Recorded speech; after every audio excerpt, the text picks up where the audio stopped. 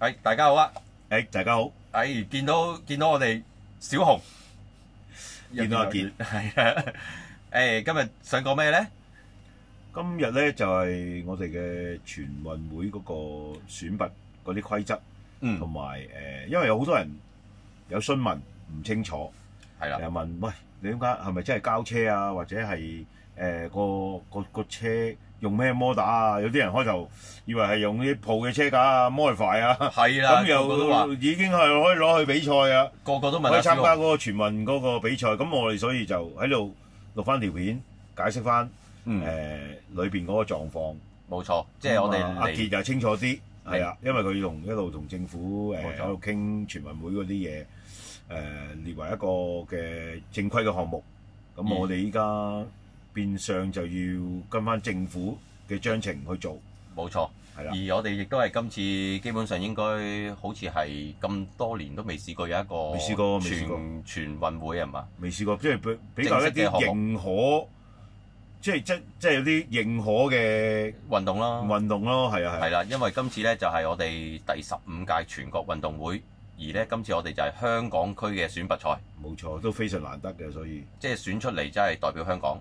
冇錯，係啦，亦都其實喺呢個運動裏邊都列為呢一個香港嘅政府團體搞嘅模型車運動啦。係啊。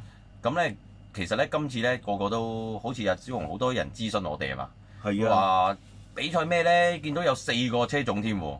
係啊，好犀利啊！我哋數一數咧，有一個叫1:10嘅電動房車啦，一個1:18嘅越野車，一個1:24嘅電動房車，跟住另一樣咧就係足球車。係啊！小紅，我哋一聽到個足球車好開心啊！我哋想玩啊！唔係我哋都有上去大陸省賽嗰陣時見過，即係幾特別嘅，幾吸引嘅。即係好搞笑嘅，其實真係。但係好開心喎，唔係咁競逐喎。其實係比較歡樂嘅。係啦，可以點樣將個足球踢入龍門咁樣用嘅遙控車。係。咁咧，我同阿小紅啊，慢慢講解俾大家聽。首先解決咗啲個個都常問嘅1:10啦，因為1:10最多人玩啊嘛。係啊，1:10最多人玩㗎。係啦，咁咧其實名額咧，大家可以見到嘅，應該有登嘅話，依家上限70。咁其實咧預計都可以真係有咁多人報名啦。其實去到100啊，其實再多嘅其實依家都係許可嘅。咁啊，我都係講依家呼籲踴躍報名啦。係啊，喂，因為聽聞話過咗85係咪要？過85就有啲問題啦。係咪要有啲另外一個形式去做啊？其實依家咧就講話70人咧以上咧都要抽籤㗎啦。咁其實總之政府嘅上限咧就暫定70。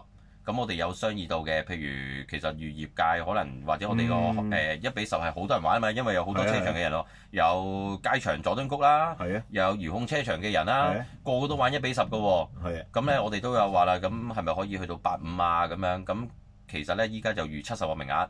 咁有傾過嘅100個名額應該都係許可嘅，但係再多咧點算咧？即係 over 咗報名人數，咁咧政府就決定係要抽籤。因為好似話係。公平起見係啦，公平起見，冇先到先得報名呢個。總之報名時間就喺4月17號之前報名就係得。你4月18號咧應該係登入唔到報名㗎啦。即係總之係4月17號嘅23，即係23:59之前係啦，做好晒係啦，咁就認可係啦。趁依家講開，個個都問我報名點算，因為有4種車同埋我哋有一個船踢波。咁咧，如果你又想玩1:10，又想玩1:18，咁咧請記得咧，你係報2次名，即係填表咧1:10一次，1:18一次。唔可以喺入邊剔晒嘅。入邊有一俾你剔晒咧，就係你揀船，你湊到船嘅3個人，你一隊咧就喺入邊填晒3個人名。明解。而其他咧就你因為單項㗎，因為1:10、1:18、1:24咧都係個人嘅。咁你就填3份表。1:24係咪即係俗稱蚊車？冇錯，我哋咧就好開放，又幫助大家香港玩，因為我哋咧到1:24個 size 咧就可以去到1:24以下嘅 size。咁咧我哋個賽規咧就加咗咧，因為我哋香港好多人玩 mini 2set。係啊。咁咧就放埋俾 mini 2set嘅朋友玩。咁咧呢個我哋一 part 嚟，我哋先解決咗第一項1:10。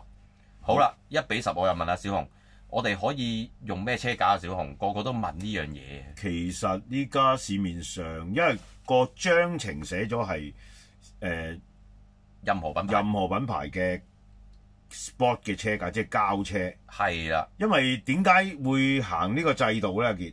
因為咧，其實咧，因為有學生參加。哦，原來咁樣。咁啊，啲老師咧，佢哋訓練咧，其實佢哋根本係好多 TT02啊，或者啲 sport 車噶嘛。即係比較經濟啲嘅車架。係啦，同埋咧有啲即係入門版。係啊，入門版。有啲家長咧又去到模型鋪，大家都係買架 TT02或者買架 sport car。